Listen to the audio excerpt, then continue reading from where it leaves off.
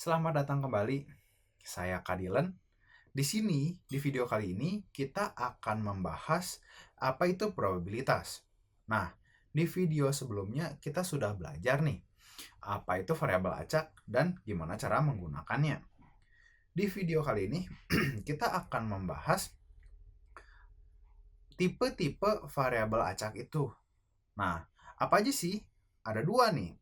Ada variabel acak diskrit dan ada variabel acak kontinu. Nah, perbedaannya apa? Contohnya, kalau variabel acak diskrit, misalnya ada soal pengocokan satu buah dadu. Hasil variabel acak diskrit adalah satu buah angka, satu buah nilai. Yaitu misalnya 1, atau 2, atau 4, 5, 6, atau 3. Nah, satu angka ya, satu angka. Nah, kalau hasil dari variabel acak kontinu, itu adalah interval. Jadi, kalau dadu, kemungkinan hasilnya itu kan dari 1 sampai 6. Jadi, hasilnya adalah 1 sampai 6. Jadi, 1 strip 6. Jadi, di sebuah interval, di sebuah range kemungkinannya. Nah, kalau di sini contohnya adalah usia penduduk di suatu daerah. Nah, nggak mungkin dong di satu daerah tuh semuanya satu umur. 22 contohnya. Kayak nggak mungkin banget lah. Di sini pasti ada intervalnya antara umur 2 tahun sampai mungkin 65 gitu ya. Oke. Di variabel acak diskrit ada namanya distribusi peluang variabel acak. Nah, cara penulisannya adalah fx sama dengan p dalam kurung x sama dengan x. Nah, itu namanya adalah distribusi peluang variabel acak. Nah, di bawahnya ada juga distribusi peluang kumulatif variabel acak diskrit. Apa sih maksudnya kumulatif itu? Maksudnya kumulatif, kalau yang tadi adalah nilai peluang variabel acak diskrit yang kita masukkan nih, x-nya sebagai satu angka, misalnya 1. Kita cuma menghitung satu nilai itu saja.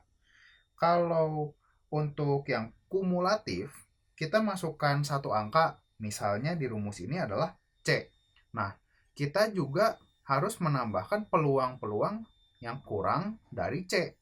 Contohnya, kita masukkan angka 3. Nah, kalau untuk variabel nilai peluang variabel acak diskrit, kita hanya cuma mengoperasikan 3. Nilainya 3 saja. Nah, kalau kumulatif, kita juga harus menambahkan. Jadi, dari 0, 1, 2, dan sampai 3. Nah, itu adalah hasilnya. Nah, di sini kita bisa lihat cara-cara penyajian variabel acak diskrit. Bisa kita masukkan ke dalam tabel. Ini contohnya adalah pengocokan satu buah dadu. Jadi 1 sampai 6 kemungkinannya sama ya. 1 per 6. Ada yang di grafik pakai bar chart ini. Ada yang pakai fungsi. Untuk X nilainya selain 1 sampai 6, 0. Karena nggak mungkin satu dadu hanya punya 6 sisi. Ya, jadi dari 1 sampai 6 tuh kemungkinan sama adalah 1 per 6. Begini ya cara penulisannya. Oke. Nah, kita masuk ke contoh soal nih, biar nggak bingung lihat rumus-rumus aja. Nah, misalkan Cynthia melakukan pelemparan satu buah dadu. Variabel X menyatakan mata dadu yang muncul.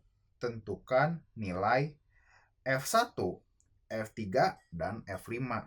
Nah, ini variabel acak diskrit biasa atau yang kumulatif. Nah, kita harus lihat di soalnya.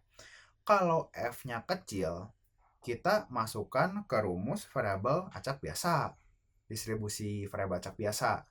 Kalau F-nya besar, kita masukkan ke distribusi kumulatif variabel acak.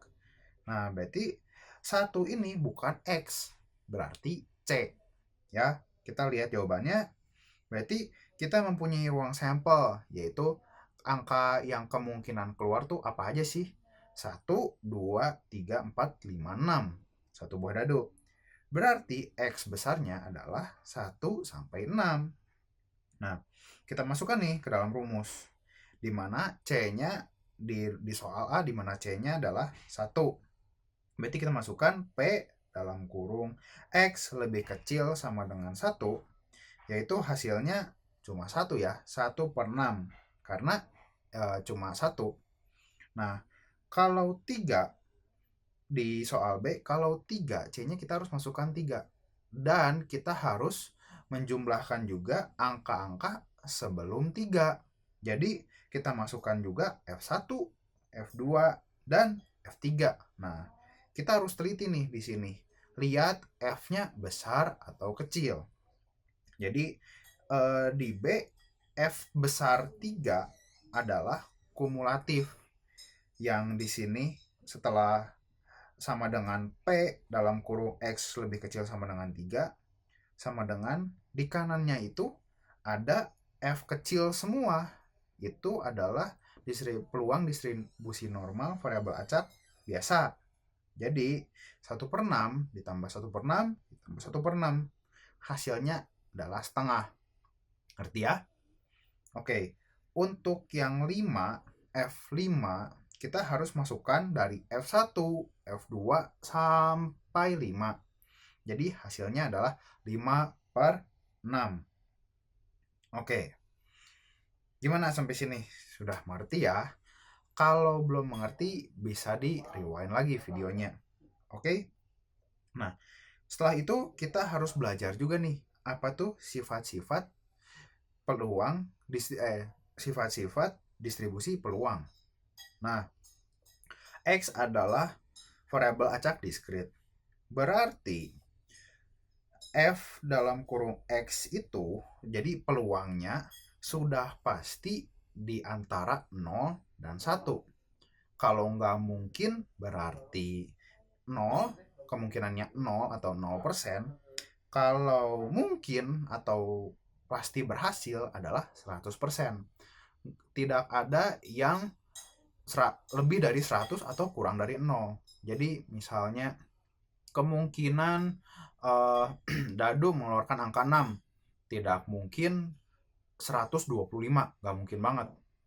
Atau Dadu keluar angka 2 minus 2, kan nggak mungkin gitu ya. Itu sifat yang pertama. Nah, sifat kedua maksudnya apa ini?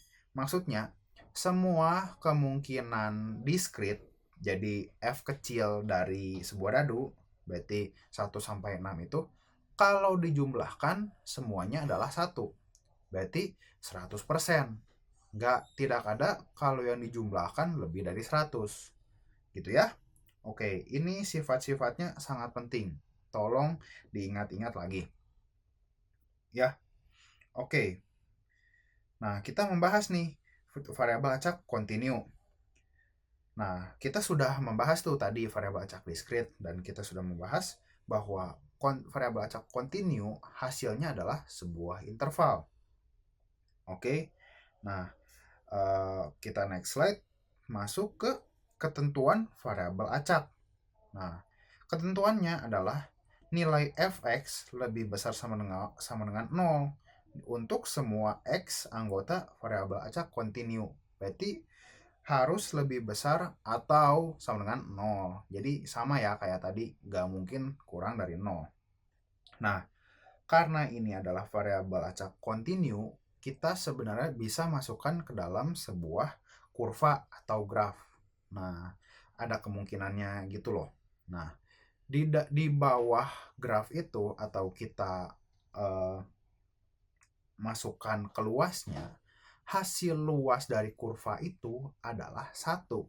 Pasti kemungkinannya 1 atau 100%. Sama kayak sifat-sifat tadi. Nah, oke.